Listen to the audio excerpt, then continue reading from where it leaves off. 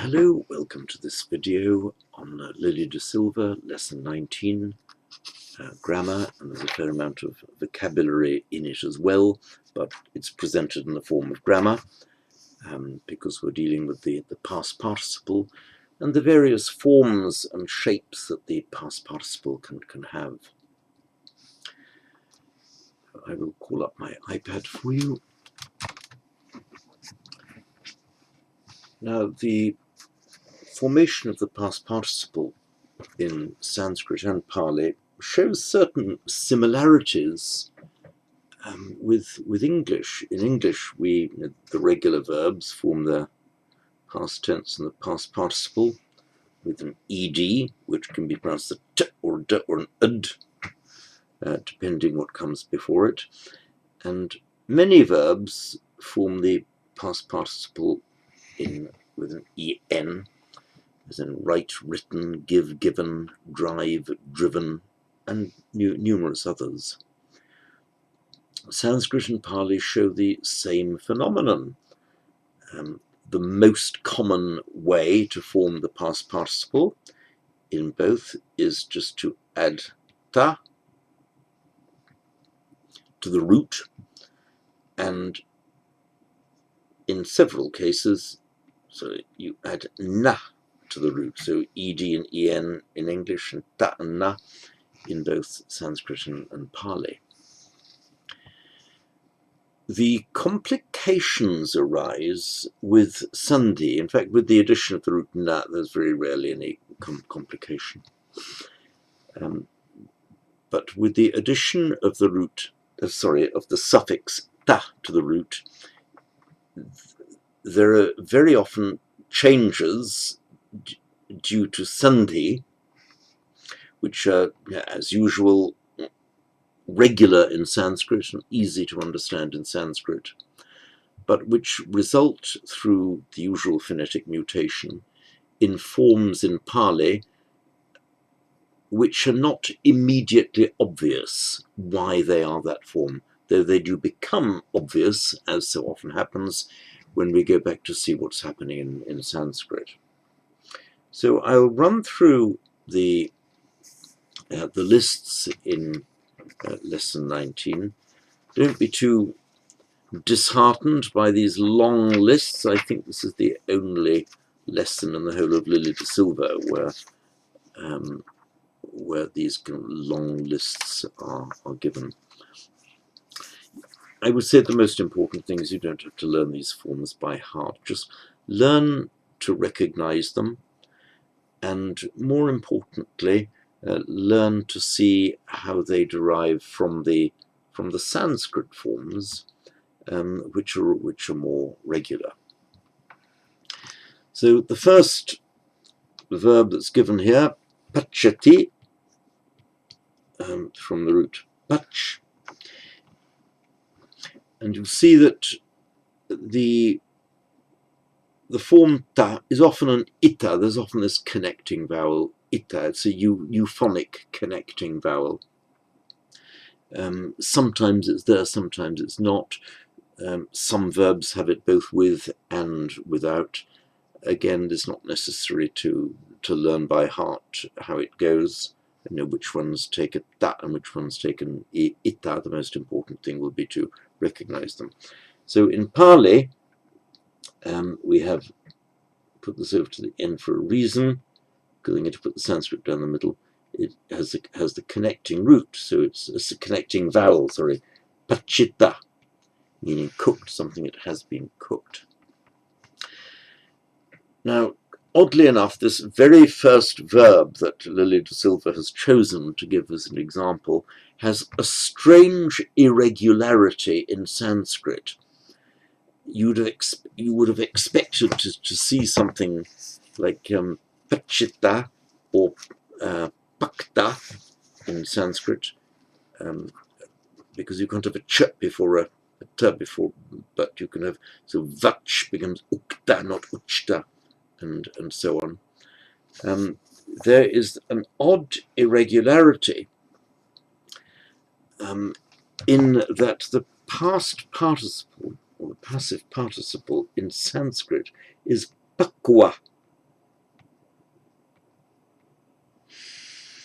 And as far as I know, it is the, and there may be other verbs, very rare ones, but I don't think so. As far as I know, this root, this pach, is the only verb in Sanskrit that makes its past participle with a v rather than a ta or a da or a na.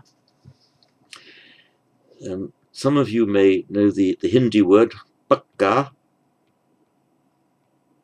which, if you trace it back to its roots, it's Hindi, and if you trace it back to its root, it means cooked. But it's come to mean in Hindi something's properly done, correct, right. So you can see the kind of imagery. It's not raw, undone, not yet fit for use. It's, as it were, cooked, and so it's ready, in incorrect order. Pakka. And as you've seen in Pali, pachita. So in Pali, it's regular. From the bhash, which of course in Pali will be bhas, you get the same. It is bhasita. Sorry, I was going to write the Sanskrit in the middle. Bhashita. Sanskrit and bhasita. No problem with this one. It's spoken. Yach, meaning to beg, as in a mendicant begging, and that makes it past participle with the connecting I, yachita, and it's the same in Pali, yachita. From the root dish, to point out, then the class 10 causative form, deshayati in Sanskrit. So deshayati, to point out, or then to teach and to show, and it's deseti, sorry, deseti in Pali. Almost always these class, I think it's right to say always, these class 10 verbs ending in an ayati, you just have the ita, not ayata but ita, so deshita in Sanskrit, desita in Pali. So deshayati, deshita in Pali, deseti, desita. We see the same for the next one, the puj, pujayati, Pali pujeti, and that becomes pujita.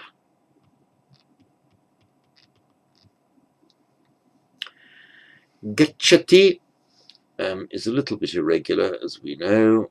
So gam makes its present in gach, both in Sanskrit and Pali, the same irregularity. Instead of the m, don't say gamati, we say gachati. Sanskrit and Pali the same. You would expect to see ganta, and to write the asterisk to show I'm deliberately giving a wrong form. Gum would become ganta, but no, what happens is that the N drops out, it becomes gata, and the same in Pali as well, gata. So English meaning is gone, and with an agata would mean come, something that has come or is come. And it's the same gata that we have in tathagata, sugata, and so on. Now, to the next root given is han. The original meaning was to strike, but then that by extension it came to mean to kill. And just as gum loses its nasal, you don't say ganta but gata. So equally, both in Sanskrit column here, Pali column here, both in Sanskrit and Pali, you get hatta. So hatta means struck or killed. Cognate actually with our English word hit. So that was the original meaning of this root, and then by extension to kill, but in English just meant to strike, to hit. Ni meaning to lead. Ni, and it makes it in Sanskrit it makes nayati. In Pali neti, nayati neti. The past participle is regular in both. You just add the ta to the root. So root ni ta, led in both.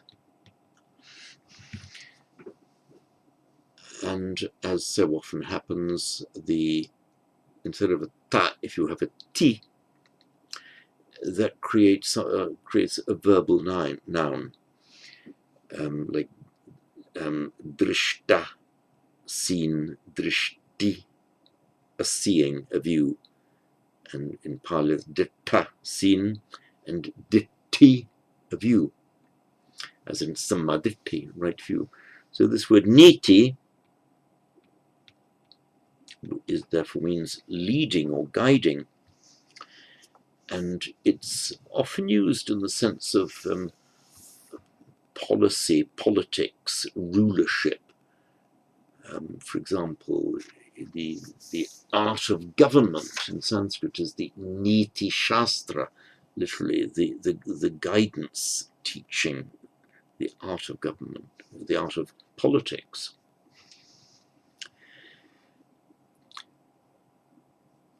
I'm looking now halfway down page 73 on Lillian de Silva. We deal with a few verbs that make their past participle with a na rather than a ta. So we have the root chid, meaning to cut. In fact, cognate with our English word to cut. And in both languages, both Pali and Sanskrit, it adds a na. So what happens is the chidna, the d and the na merge by sandhi, so the word actually is chinna, and the same in Pali, chinna. Bid, to split.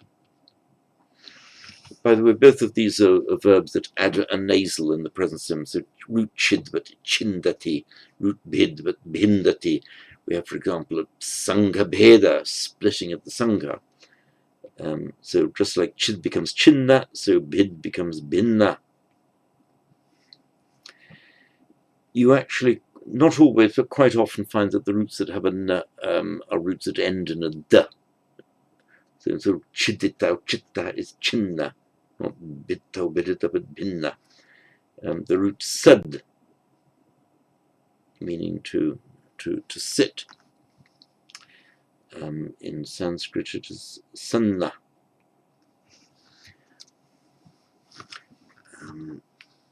By the way, the present is sidati. Pali also sidati. It's a little bit irregular because the a of the root becomes an e in the present tense. Sad sidati, both Sanskrit and Pali. But whereas the Sanskrit then regularly makes its past participle by the addition of na, so sad, sanna, in Pali you often see this verb, usually see this verb prefix with a ni. It's not nisanna, but nisinna. So the past participle reflects the vowel e of the present stem, so nisinna. In in Sanskrit, it is nishanna. Again, the s becomes a sh because of the preceding e. So sat down is nishanna, and of course with the retroflex with the preceding sh.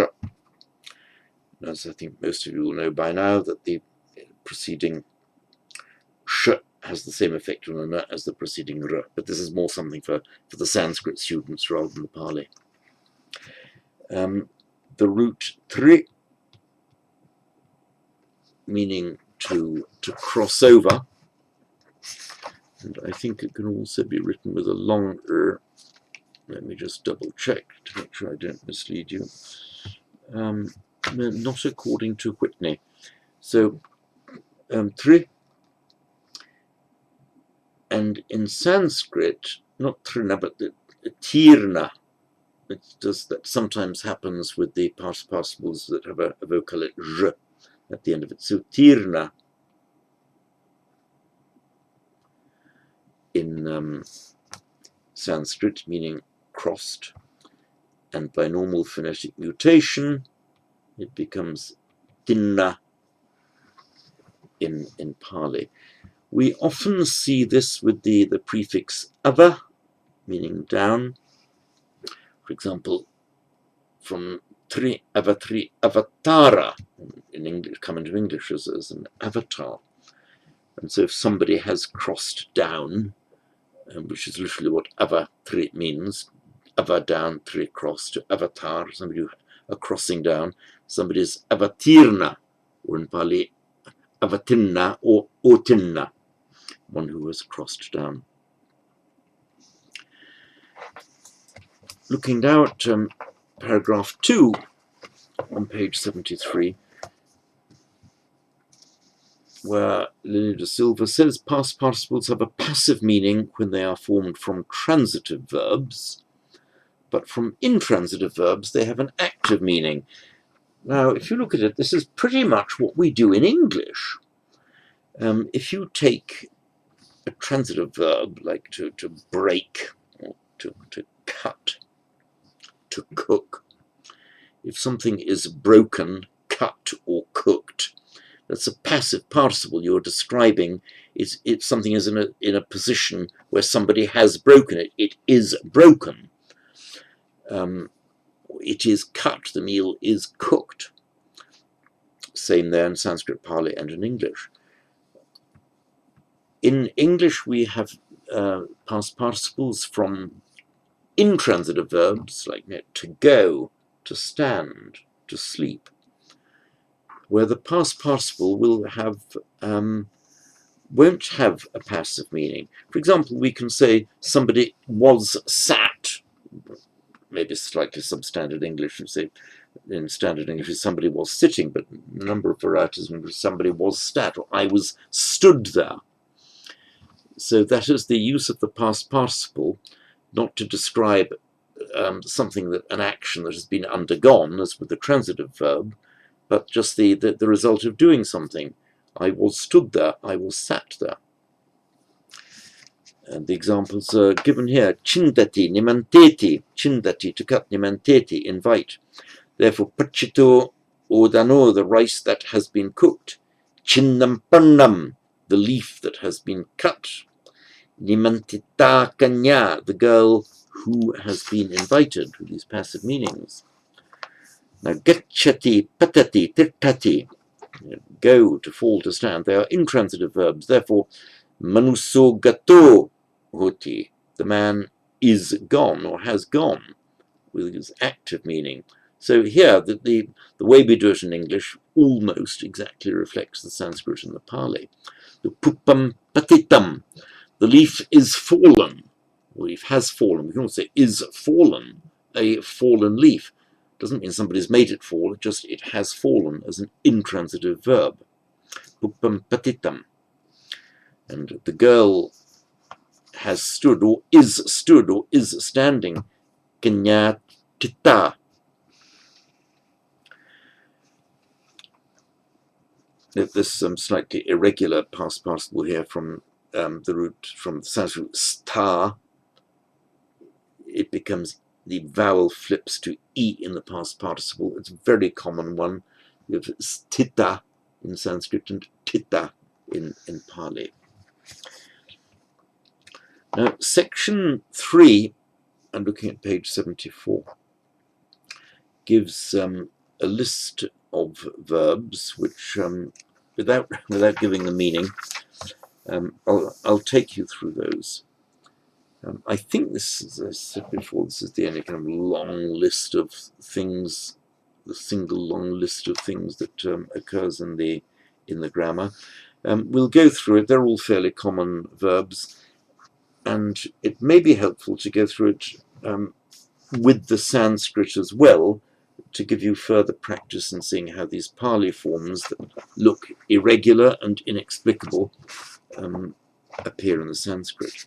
So, first one, kasati. We have the word kasako, meaning a farmer, literally a ploughman, one who, kasati. It's from the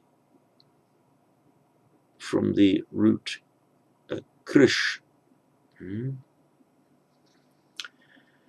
And in Sanskrit, when you see me, by the way, flicking through this book, it's just so I don't want to mislead you in what I say. I'm just double checking about the various forms in the Sanskrit from Whitney's roots. So we have krish, and in Sanskrit it is, the past participle is formed regularly. You have krish plus ta, so it automatically be the dental ta becomes a ta, so krishta means ploughed. Originally it means drag, as it were, dragging or scratching, dragging a sharp point along the ground. And in Pali, it can form its past participle from kasati, kasita, making it look like an ordinary, regular past participle, or it can make katta. So katta, of course, directly reflects the Sanskrit krishta. Katta. Remember that Pali doesn't have this vocalic r. It always changes to something else. It can change from a or an e or an u in Pali. So here krishta changes to katta, meaning ploughed or dragged. Puchati, meaning asks. It's actually from the root prech, Latin precare, Italian pregare, become English to pray, Spanish pregunta, question. So it makes prishta. I'll explain why in Sanskrit. Is because in Vedic the final vowel of the past participle was accented, so krishta, prishta, although that accentuation has been lost in classical Sanskrit and in Pali, it still leaves a trace of how it behaved in Vedic, because it sometimes softened the previous vowel. So prach, the root is prach, but the ra is softened to a r, the vocalic r, because of the accentuation. So not prachta, but prishta. So prishta you can regard as a regular form in Sanskrit, and that explains the Pali. So puchati, he asks, you can have a puchita, or you can have putta. They both mean the same, means asked, somebody who has been asked. Now, just as krishta becomes karta, prishta becomes putta, one is a, the other is u, where the vowel immediately preceding or immediately following the vocalic r in Sanskrit is a labial, you will often find that the existence of the labial has an influence on the following vowel in Pali. So it becomes not pitta but putta, because the labial with the lips almost wants you to say ooh, putta, putta. The next one, desati. Okay, in Sanskrit it is dash or damsh, you know, both. And in Sanskrit, in fact, it's written with a retroflexive d in Pali, but in Sanskrit it's the dental d. I'm just getting to it in Whitney. Well, bear with me. Damsh. I lost it. So damsh meaning to bite, and in Sanskrit it is regularly as dashta. Remember that in Sanskrit, where you have a root ending in a sh, a palatal sh, not the retroflex subdotted sh, and you add t to it, they both become retroflex. So the root drish, to see, becomes drishta, both subdotted, both retroflex. So dash, to bite, dashta, bitten. And so we see in Pali it becomes retroflex, sometimes it just does. So dashta becomes, as you would expect, datta. So datta means bitten.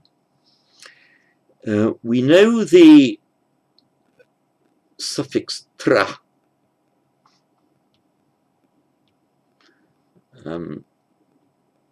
meaning an implement for doing something. So your biter, one word for a tooth is your biting implement, your dangstra. Dangstra. Dangstra. Incidentally, the rule about the ta of the past participle following the palatized sh plus d makes sh, both retroflex. The same happens with the tra, so it's dangstra. And that, of course, is cognate with the Latin word dens, dentis.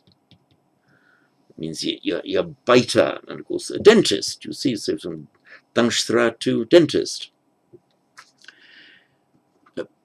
Pusati, the root in Sanskrit is sprish, meaning to touch. And present sprishati, Pali pusati.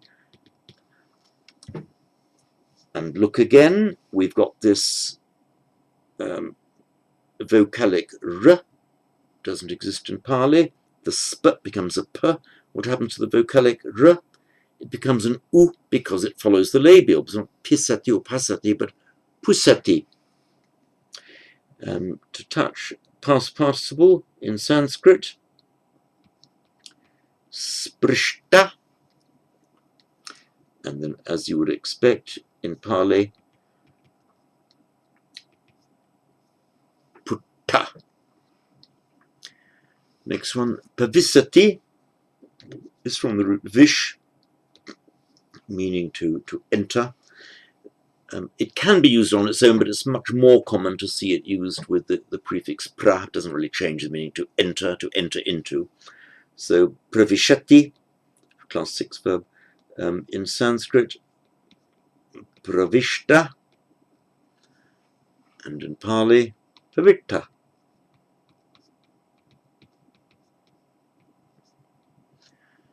And note the aspiration there of the ta to represent the fact that it's got the sibilant sh followed by a d, so shta will almost always become a double subdotted t aspirated in Sanskrit.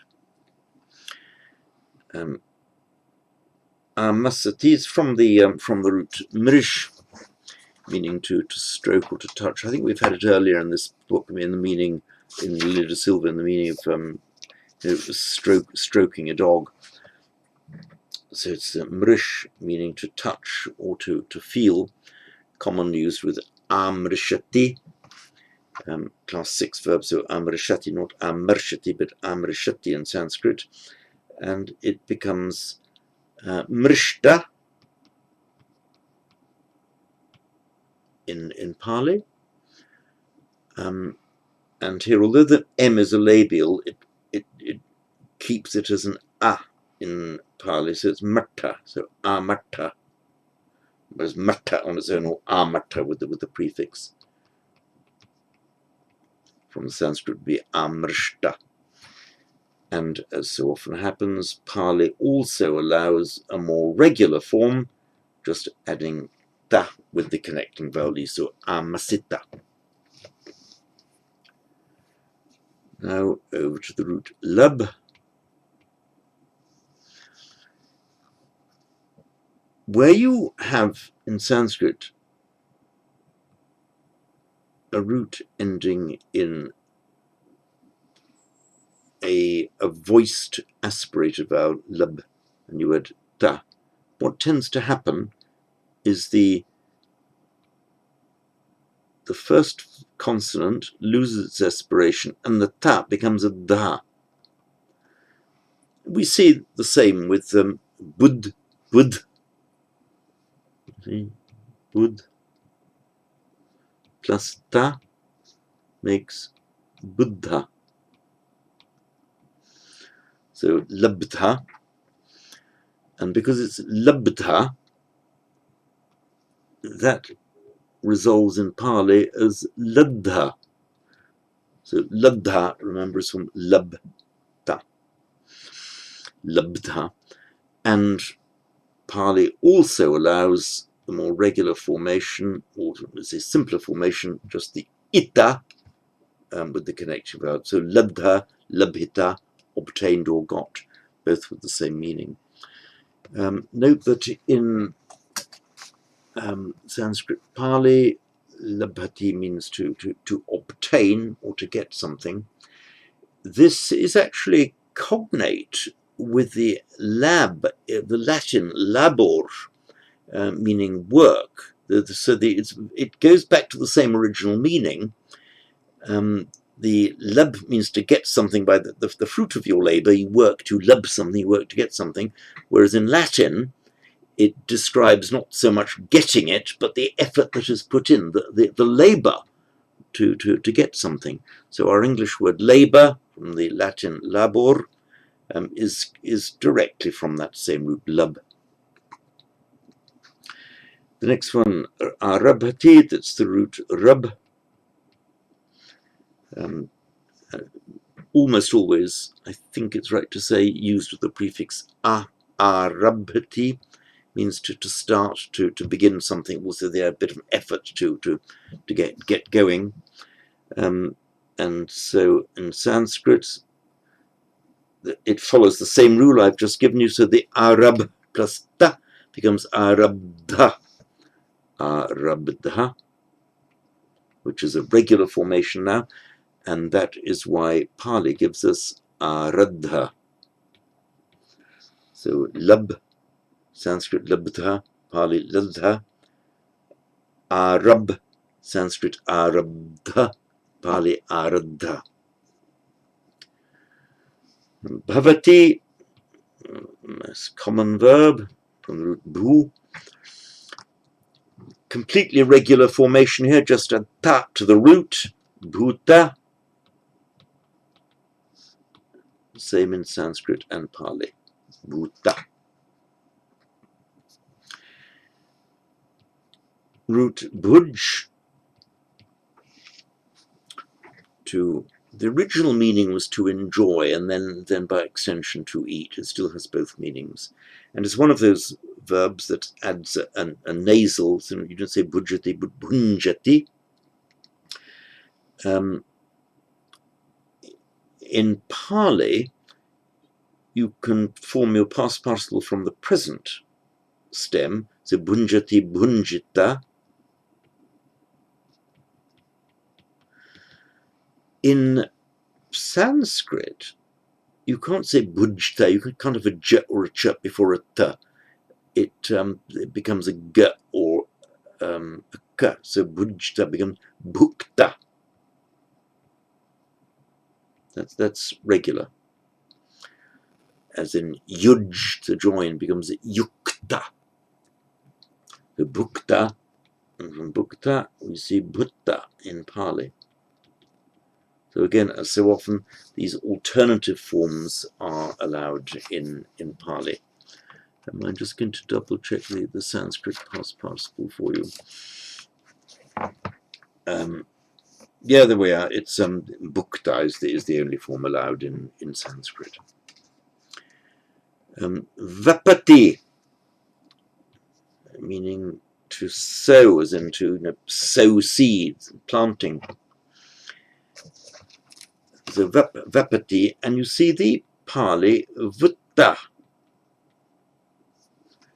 and you might well ask why, and I'm about to explain it to you. So just turning up vapati. I mentioned earlier, if I can find it now, that we have this phenomenon of samprasarana. Here we are. Prach, the ra becomes softened to r, so not prashta but prishta.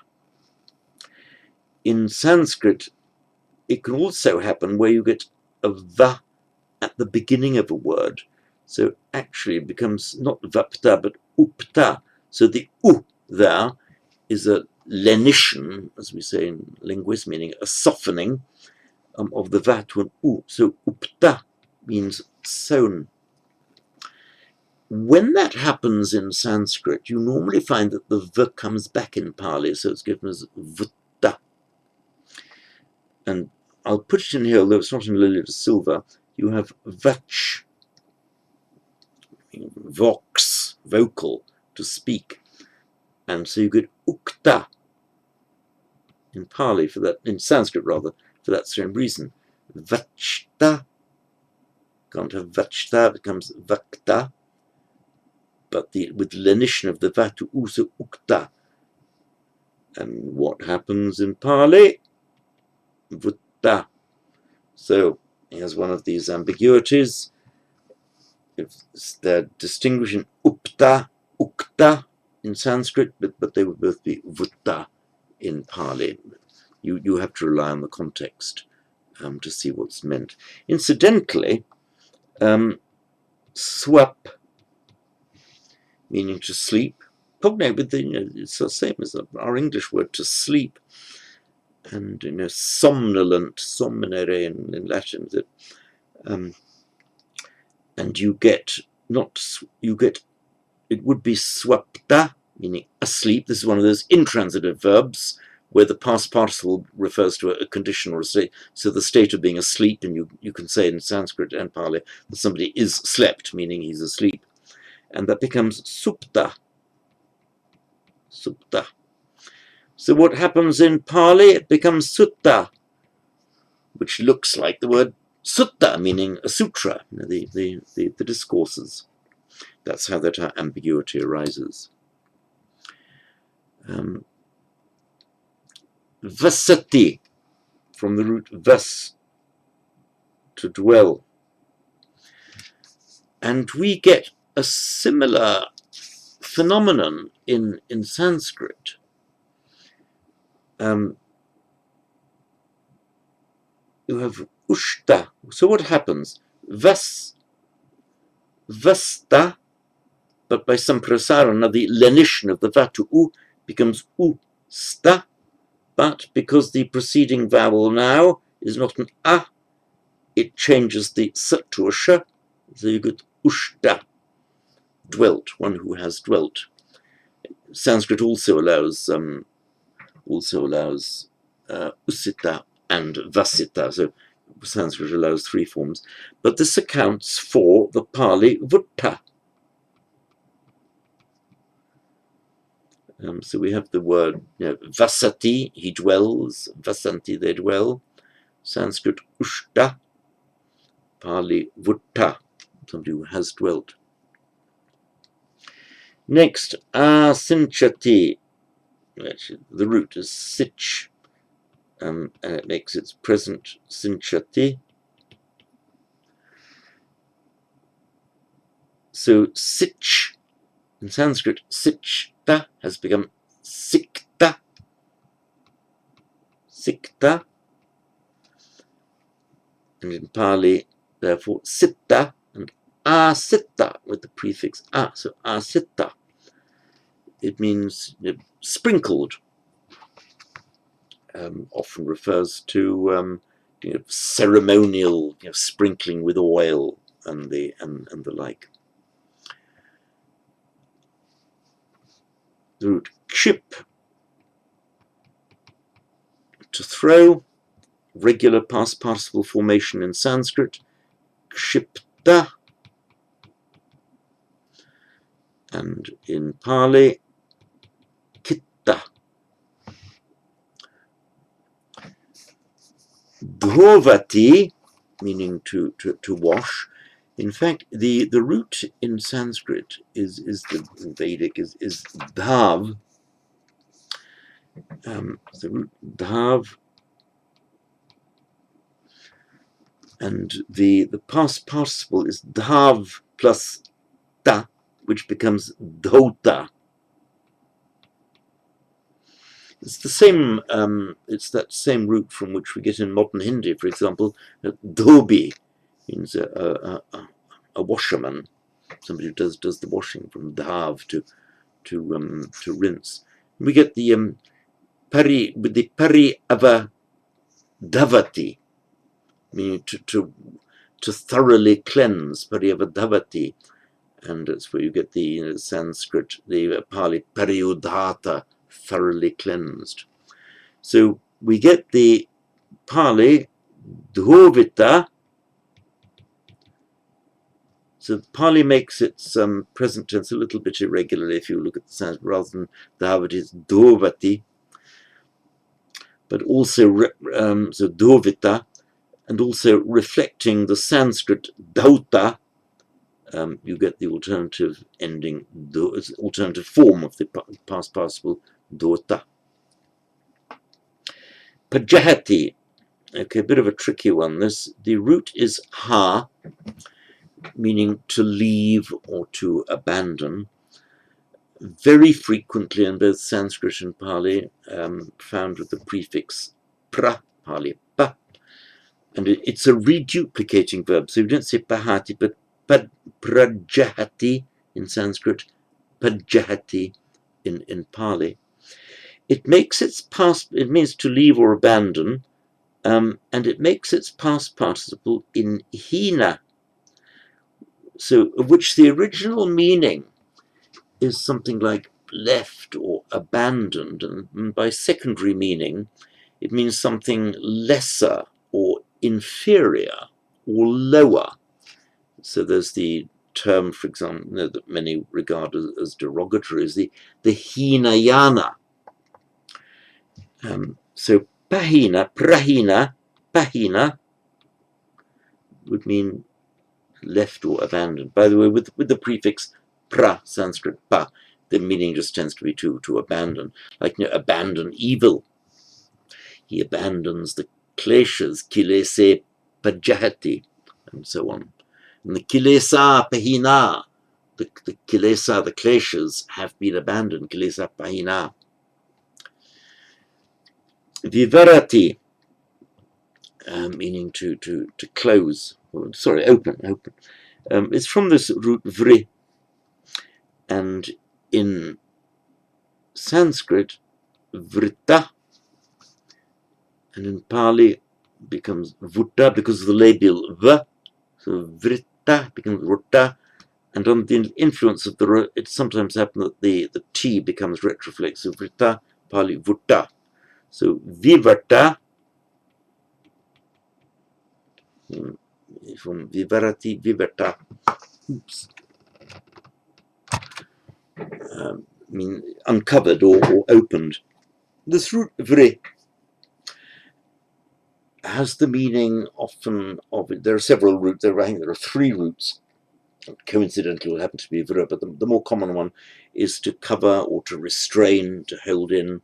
As I've said before, cognate with our English word weir, something that holds back the water in a river. Cognate also actually with the word ward, as in guard. Guard and ward are both originally the same word. And the vi is the undoing, so the uncovering or the opening. So vivarati, vivrita in Sanskrit, vivarta in Pali, something that is uncovered or opened. It's the same word that you use for opening a door. Now on column 2, pivati. We've got the root, Sanskrit root pa. It's slightly irregular because it makes pibati in Sanskrit and also pivati in Pali. Now it happens with certain roots, not all of them, ending in an a, that they can form their past participle by changing the a to e, and that is why you get the long pita.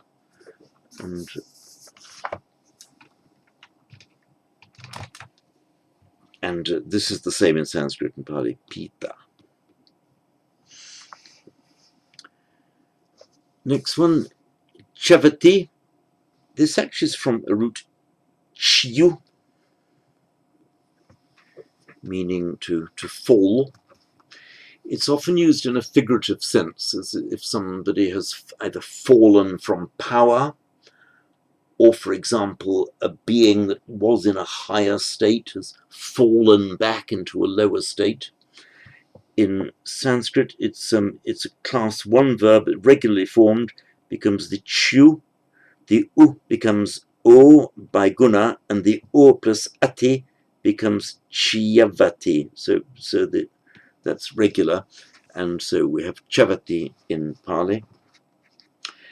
It forms its past participle regularly in Sanskrit, chu plus ta, and as you'd expect, becomes chuta, chyuta in Sanskrit, chuta in Pali. Note, for example, there's some pada, a word of various meanings, foot, also your position, amata padam, the abode of the immortalist pada. If you are in Sanskrit, pada chyuta, you are footing fallen. I mean, knocked off your perch means you've been deposed. So pada chyuta is like a ruler or a minister or anybody who occupied a high position, might be pada chyuta, fallen from his status. Now we go hanati, root han. Oh, we've just had this, haven't we, somewhere? We've already dealt with it. It was given in the list on page 73, so I won't deal with it again. Nikamati, it's for the root kram, meaning to step, and to in Sanskrit, nishkramati. Again, the s becomes a sh because of the preceding is, so nishkramati. That accounts for the Pali. Oops. Sorry, not that one up. There we are. In Pali, it becomes nikamati. So nishkram nikam.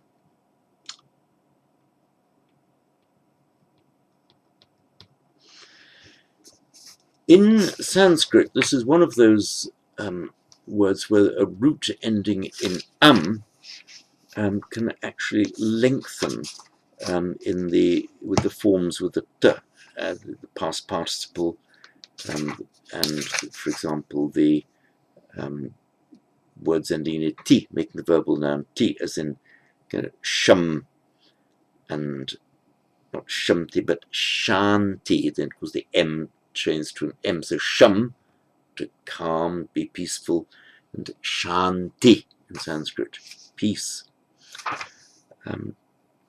So we have what happens here, the kram is a similar one, so we get in kranta the lengthening, okay, slightly irregular, just happens with the number of roots in becomes kranta, sham shanta, kram kranta, and that is why we get, so in Sanskrit the nishkranta, one who has left, becomes in Pali nikanta.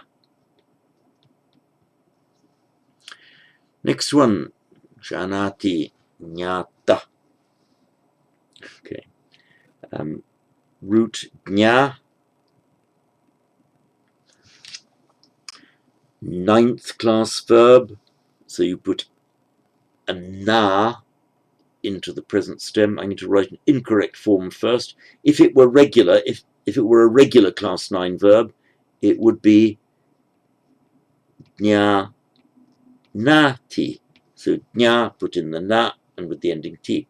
What happens actually in this particular verb, it's a bit irregular, it becomes in Sanskrit janati.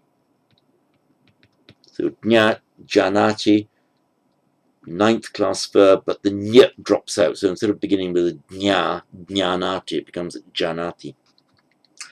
And janati is exactly the same form, he, she, or it knows.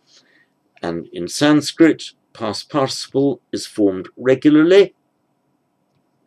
Jnata, something that is known. And Regularly in Pali, if it's a nya, the j with the tilde nya in Sanskrit, is going to be just a nya tilde in Pali, so you get nyata, meaning known. Sunati,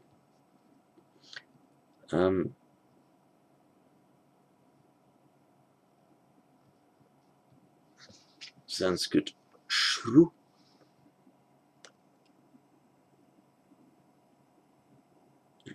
it's a class 5 in Sanskrit, so shrinoti,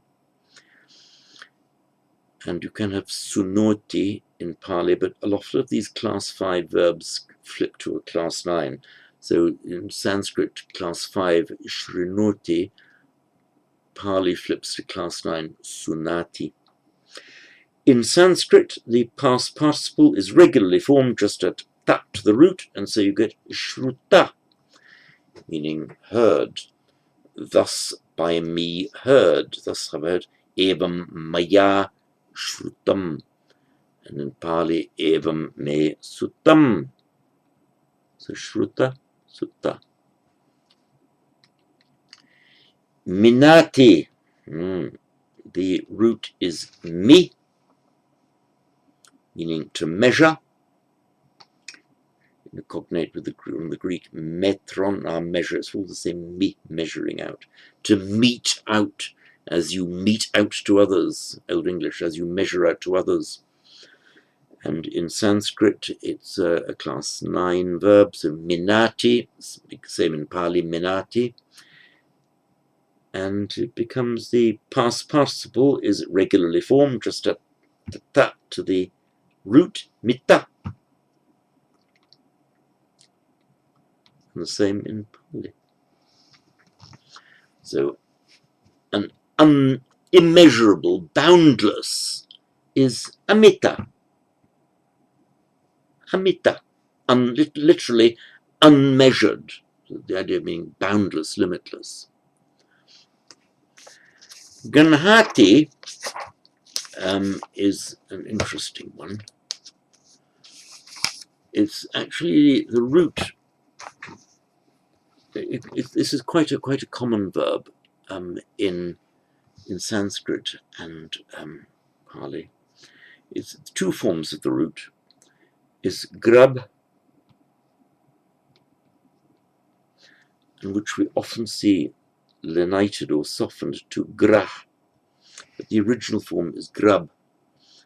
And if it looks like our English word grab, it's because it is. It is our English word grab is exactly the same root. And it's a 9th class verb, which is why you can have in Sanskrit grabhnati, or more commonly grahnati. Grahnati in Sanskrit.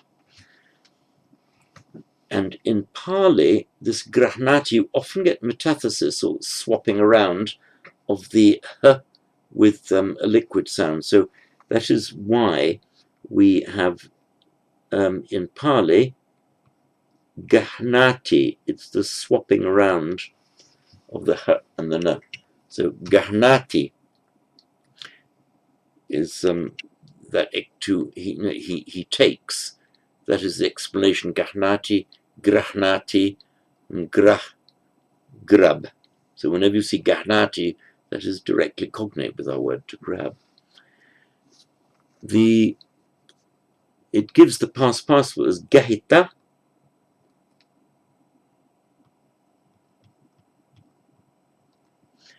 It's also gahita. It's very rare, and this verb, I don't know if it's the only one, but it's certainly the most common one, where the past participle is formed with an ita. And it's the same in Pali. Grihita, with the lenition from grihita, means seized or grabbed. And in Pali, it's, can you have it with a long,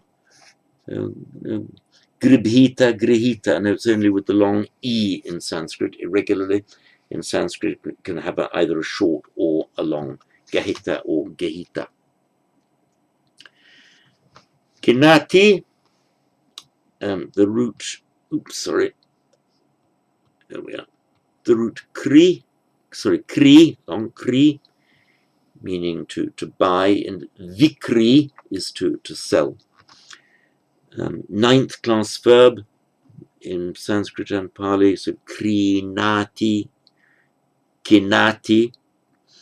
Note, by the way, that in Sanskrit it is along, the E remains long, krinati.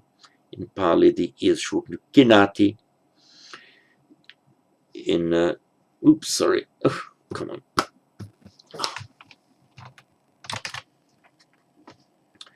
So in bought, in Pali, it's in Sanskrit, it regularly formed krita. And in Pali, we see kita. Next one, papunati, putta. Putta, rather, putta. You may ask, what on earth is going on here? How could papunati become patta? It is from the root ap, meaning to get or to obtain. We often see in Pali, it makes its past participle in apta in Sanskrit. Atta. You often see the monks described after hearing a discourse of the Buddha, the monks, atta mana. Atta mana, obtained minded, means their minds have got what they wanted, so they're happy minded. It would be apta mana in Sanskrit, atta mana in Pali. It is very frequently construed with the prefix pra. So prap. Pra plus ap, of course, becomes prap. I write it with a circumflex to show it's merging the two vowels. Prap, past participle, prapta. And it's from that prapta that you get patta in Pali. So the pra becomes a pa, the a is shortened to a before a conjunct consonant, and the p and the t merge to double t, so prapta, patta. Now, in Sanskrit, it is a class 5 verb, so it is apnoti, and then prapnoti, apnoti, prapnoti. As I just mentioned, as so often happens, these class 5 verbs often turn into a class 9 in Pali. So it would be, if it were a class 9 verb in Sanskrit, it would be prapunati.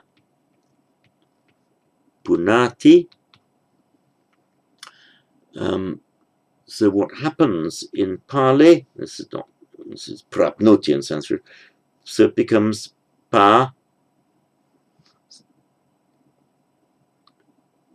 so papoti, or papunati, you can have both. So papunati. So it's very good. Papunati, prapta to patta. I think I might have slightly misled you on the route that this verb has taken. I'll come back to that. Karoti, from our root kri.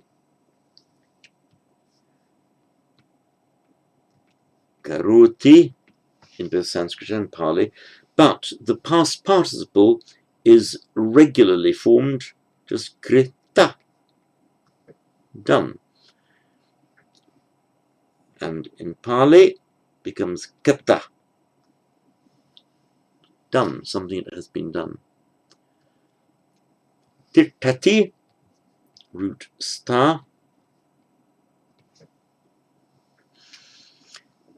It's a slightly irregular reduplicating verb in Sanskrit, so not stati but tishtati, from which we get the Pali tirtati. This is one of those verbs where the R of the root changes to an I in the past participle. So we get stita in Sanskrit, which it becomes pitta in Pali.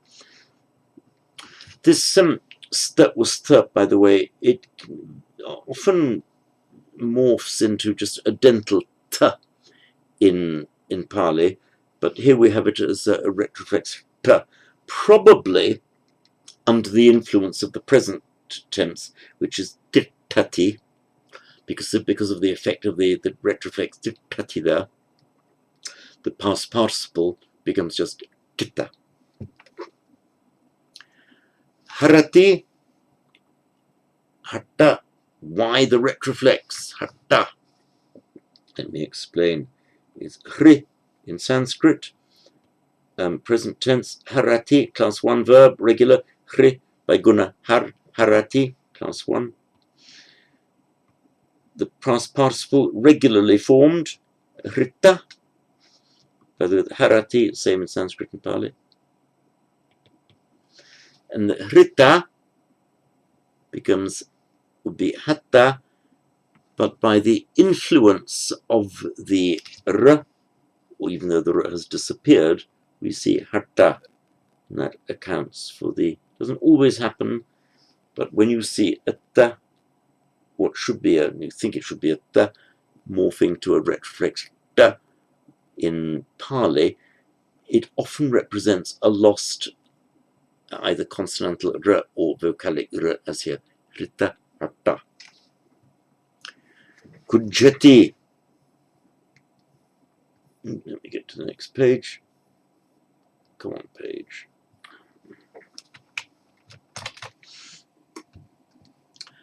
Kujati, root krud, to be angry. It is a class 4 verb. That means that as a ya, it's class 4 parasmaipada. So in Sanskrit, he gets angry is krudhyati, which accounts for our kujati, krudhyati, kujati in Pali. The past participle, and again, because it's an intransitive verb, the past participle has an intransitive meaning, therefore kruddha just means angry. So in Pali, in Sanskrit, krud plus ta becomes, as we would expect, kruddha, and in Pali, kuddha.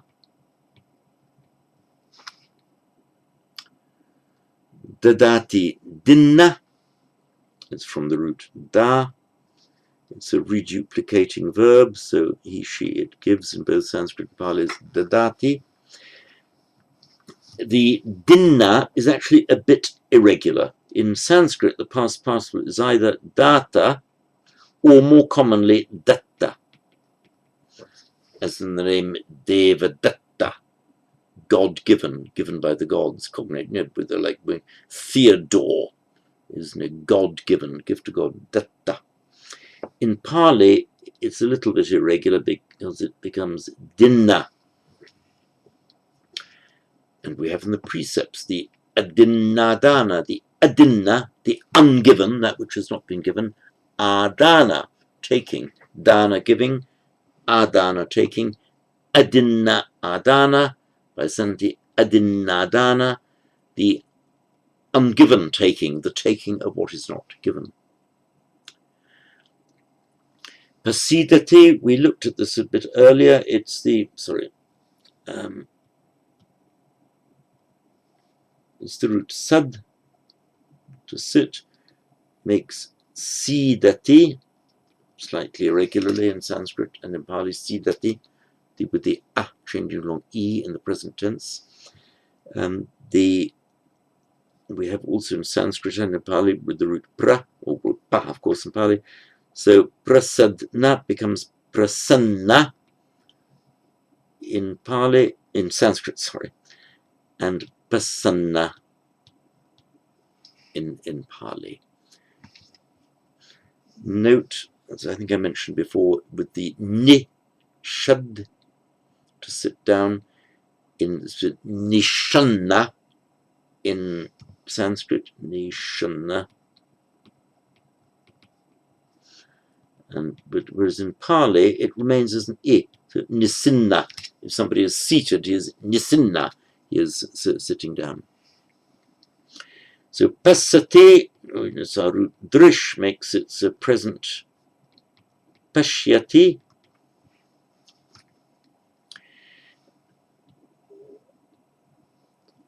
In Sanskrit, it forms the past participle completely regularly. And remember, it's the palatal sh plus ta. They both become retroflex. So drishta means seen. And the same if you add a t. Drishti, a seeing, a view. And so equally we get here drishta becomes in Pali ditta. You are seen, house builder. Dittosi, dittoasi, dittosi, gahakaraka. You have been seen. And equally with the T, drishti, a view, in Pali, ditti, a seeing, as in samaditi, for example, right view. Root much, the original meaning was just to let go, as in to release something that was captive, to release from the hand. Makes munchati in Sanskrit. In Sanskrit it would be muchta, but you can't have chta, has to become a k. That is why you get mukta, liberated, released, and mutta, often seen with the prefix vi, as in vimutta, released. And we have the work in Pali is the vimuttimagga, the path of release, the path of liberation. Now, I promised to come back to you on the papunoti, papunati, patta. So here goes. Okay, the root is ap. In Sanskrit, it is a class 5 verb, so he, she, it obtains is apnoti. With the pra, it is prapnoti. In Sanskrit now. In Pali, it would, as so often happens, the class 5 becomes a class 9, so it's a na. But in Pali, so this is what I forgot to say and I accidentally thought I'd been misleading you, it becomes punati, and pa with the pra, punati becomes pa, but an u slips in, so it's not papnati but papunati. That it just slips itself in. Papunati. But it also, this pure class 5 in Sanskrit, prapnoti, also has its reflection in Pali, which is prapnoti becomes papoti. So in Pali you will see both papunati and papoti with the same meaning. And this is the explanation of it. The papoti is a little bit closer to the Sanskrit. The papunati represents a flipping from the class 5 of Sanskrit into a class 9 with the inserted a. But irrespective of classes, you know which class a verb is. 1 to 10 makes no difference for the past participle, which is outside that system of classes. You just add the you add the ta to the root, so apta, prapta, prapta, prapta, and that is how we get the patta in Pali, papunati or papoti, past participle patta. We will now proceed to conclude this this video by going through the examples in sentence formation. So we're now on section 4, near the bottom of page 74, examples in sentence formation. Upasikehi viharam pavitto buddho ditto hoti. So the Buddha is seen, buddho ditto, past participle of drish, buddho ditto hoti, the Buddha is seen or was seen, has been seen. The buddho pavitto, the Buddha who had entered what? Viharam pavitto. Remember, pavitto is a past participle. It describes what the Buddha had done. He had entered something. So here we have a past participle describing the Buddha who had entered what? The viharam in the accusative. So the Buddha enters the monastery, buddho viharam Pervicity. The Buddha has entered or is entered, the buddho pavitto hoti, buddho viharam pavitto hoti, the Buddha has entered the vihara. So the Buddha ditto hoti has been seen by whom? Upasakehi, that's the instrumental plural. So upasakehi, by the lay devotees, the vihara having entered Buddha is seen. Upasakehi viharam pavitto buddho ditto hoti. Te buddhena te sitam dhammang suningsu. So from the root shru, to listen. So suni, he listened, he heard. Sunimsu, they listened to or they heard. They heard what? The dhammam. They heard the dhamma that was being preached, or just the Dhamma preached, desitam dhammam, by whom? Buddhena. So buddhena desitam dhammam sunimsu. By the Buddha preached Dhamma, they heard.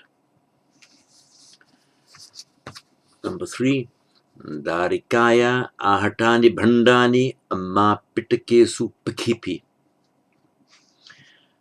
So root kship, Pali kip, kipati, to place, to put, or to throw, but pakipati, to place down, to put in. So pakipi, the aorist form, placed or put in. Pitakesu, in baskets, in the sutta pitaka. So she placed amma pitakesu pakipi, the mother put into baskets. What?